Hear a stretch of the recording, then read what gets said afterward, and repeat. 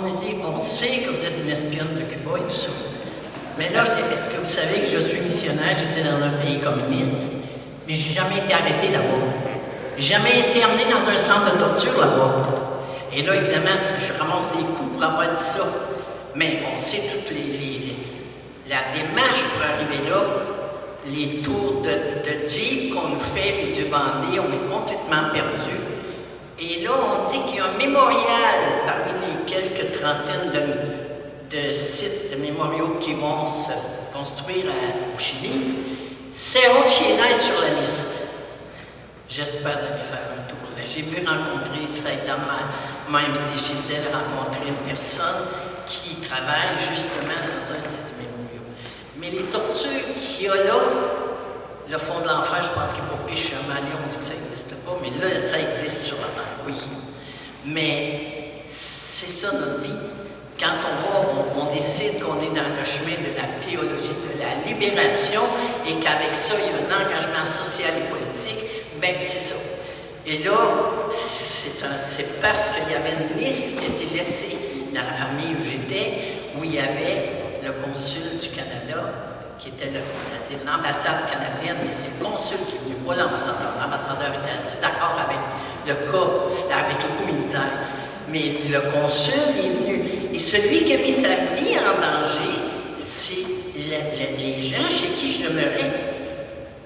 Alfredo, le lendemain, il aurait pu recevoir une balle dans la tête, celle qu'on m'a dit qu'on me la donnait 2 jours après être rendu là. Mais on commence par les tortures, évidemment. Mais c'est ça, la vie d'un missionnaire. Aujourd'hui, on continue, on se bat pour la justice sociale et on continue, c'est sûr. Et de voir des assemblées comme il y en a avec le peuple chilien qui est rendu ici, c'est assez extraordinaire. Alors, merci pour... On continue.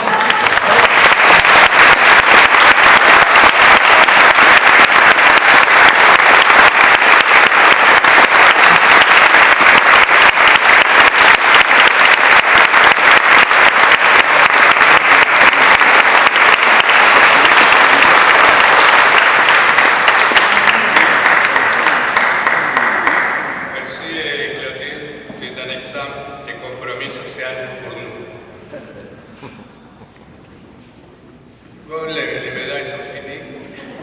Mais de toute façon, moi, je voulais signaler le travail acharné qui a été fait pour ces activités-là.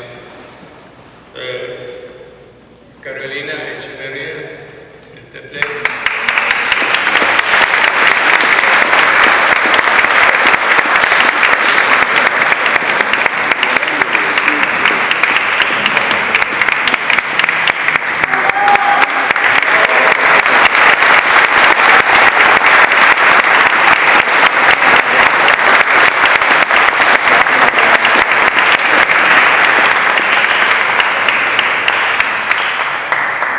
Après ça, je ne vois pas Geneviève Doraix.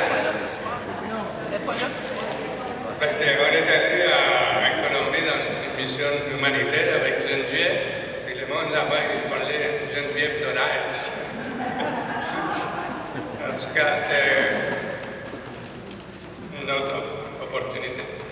Bon, et en dernier,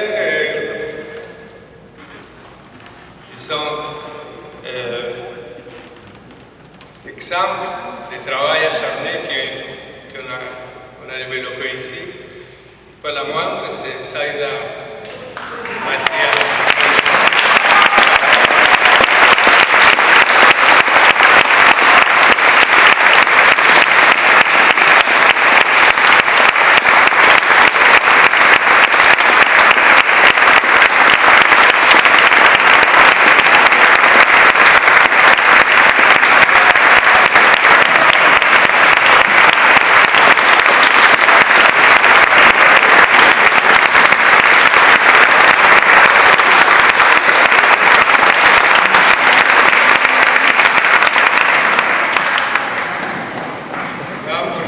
Merci à tous. Pour l'année prochaine, à la même date, même période, on va avoir une médaille pour 5 collaborateurs. Merci beaucoup.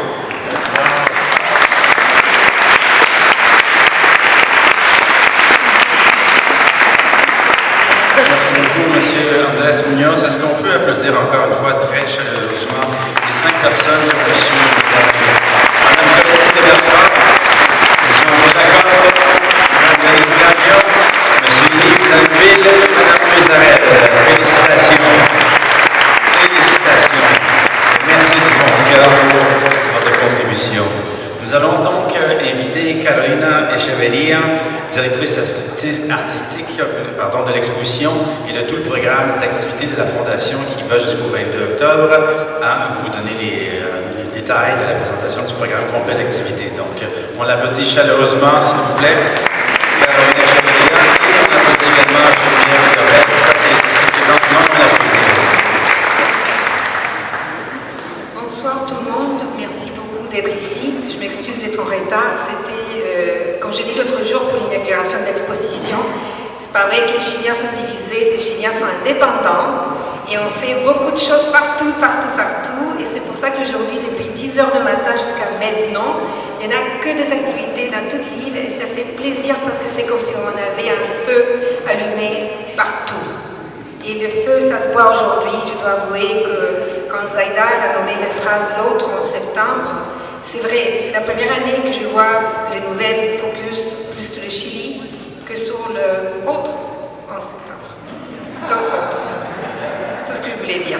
Donc Zaida m'avait demandé si je pouvais expliquer qu'est-ce que c'était cette position, c'était basé sur quoi. Donc comme j'ai expliqué l'autre fois, Madame Arel, gentiment, c'est elle qui m'a mis à faire tout ça. Finalement, c'est elle qui a donné mon nom. Je suis artiste visuelle et activiste sociale depuis très longtemps, mais je ne me suis jamais vraiment impliquée comme ça, comme cette fois-ci, avec ma communauté à moi, la communauté chilienne. Et avec Geneviève Doré, on a dit qu'est-ce qu'on peut trouver à amener aux futures générations, c'était la chose qu'avait demandé Mme Arel, pour inspirer le monde des idéaux de Salvador Allende et des Chiliens qui ont suivi cette horrible dictature qui nous amène à l'exil et 50 ans après nous sommes ici.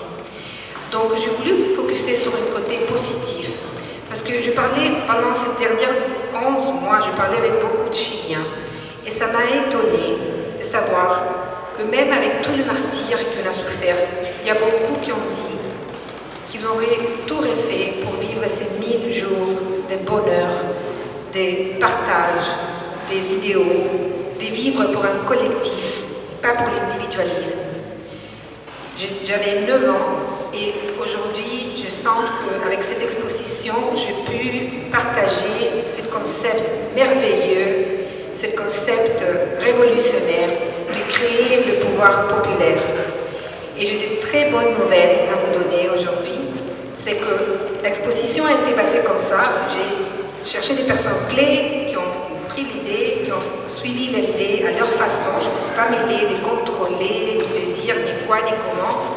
Et la dernière journée, tout le monde s'est ramassé ici. Et les choses que vous voyez, je trouve qu'elles sont une exposition de toute beauté. Cela dit, je voudrais aussi remercier le directeur Eric. Merci beaucoup pour nous accueillir dans cette magnifique bâtisse. Qui a donné un foyer pour que les Chiliens puissent se ramasser comme on est ici ce soir. Donc la chose la plus importante que Mme Arel avait dit, c'était la génération de la du futur. Donc on a eu la niche 5, c'est là avec les manteaux qui pendent. Il y a une création d'une vidéo qui était faite par les petits-fils de l'exil. Ça veut dire la 3e génération.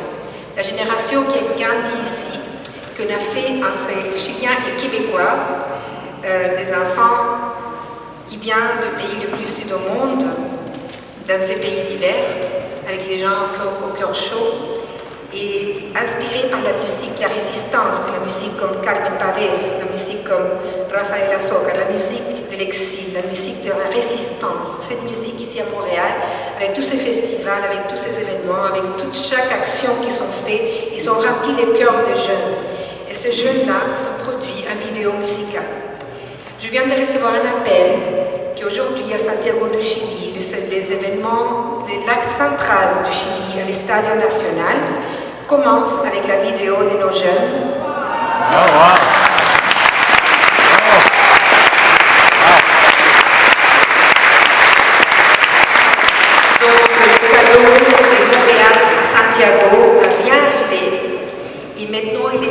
entendu par tous les musiciens, Iyapu, Kilapayoun, Inti Imani, les plus grands, sont en train de recevoir ces cadeaux des petits enfants de l'exil. Pour moi, ça c'est le succès le plus important parce qu'il y a une plante, une petite plante que les immigrants, les exiliés sont apportés ici, qui n'a pas arrêté de grandir, qui n'a pas arrêté de pousser, qui n'a pas arrêté de fleurir. Et moi, je sens que ces fleurs aujourd'hui arrivent aux mains des gens qui ont tellement besoin de notre espoir. Ils ont tellement besoin de savoir que nous sommes ici, que nous n'oublions pas, que nous continuons la lutte et que nous croyons vrai à la création du pouvoir populaire. Le Québec a besoin de se ramasser comme les Chiliens savent le faire. Vos luttes vont être beaucoup plus succès, vont avoir plus de succès, vont être plus, vont achever si on se tient la main et on comprend qu'ensemble on peut tout faire. On est capable de tout. Alors merci pour votre sacrifice, pour aux exilés, aux politiciens, aux gens comme Clotilde, comme Louise, qui ont pris la main pour vrai, qui ont fait des actions réelles.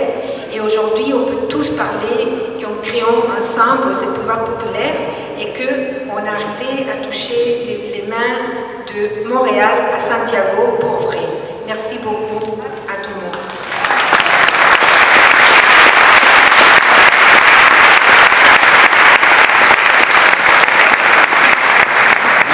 Pour l'applaudir encore plus chaleureusement, s'il vous plaît, porte l'applause. Caroline, c'est très apprécié. Directrice artistique de l'exposition et de tout programme d'activité de la Fondation qui dure jusqu'au 22 octobre prochain. Donc, c'est maintenant le temps pour le mot de la fin. J'aimerais remercier au nom des organisateurs et des organisatrices toutes les personnes présentes ici ce soir. Merci beaucoup. Ça nous fait très chaud au cœur.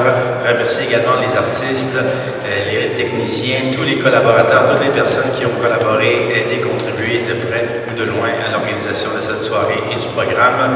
Nous vous invitons, si ce n'est pas déjà fait, à visiter l'exposition, à partager le goûter qui est offert et également, surtout à consulter le programme des activités sur le site internet allende50ans.com.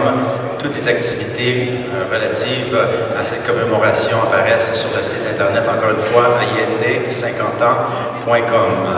Et comme on le dit ici souvent, el pueblo unido jamás será vencido. Viva Chile! Merci beaucoup. Le musée du Piémont, encore une fois, merci beaucoup de nous avoir reçus. Fuerte el aplauso para el museo. Muchísimas gracias.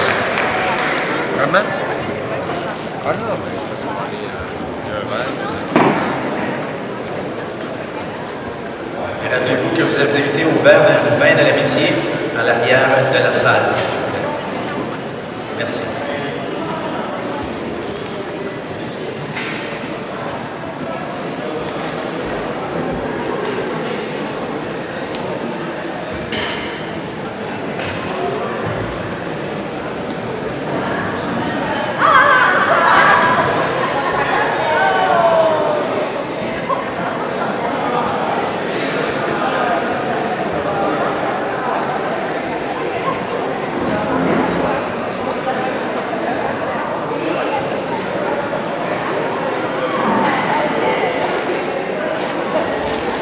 Tout.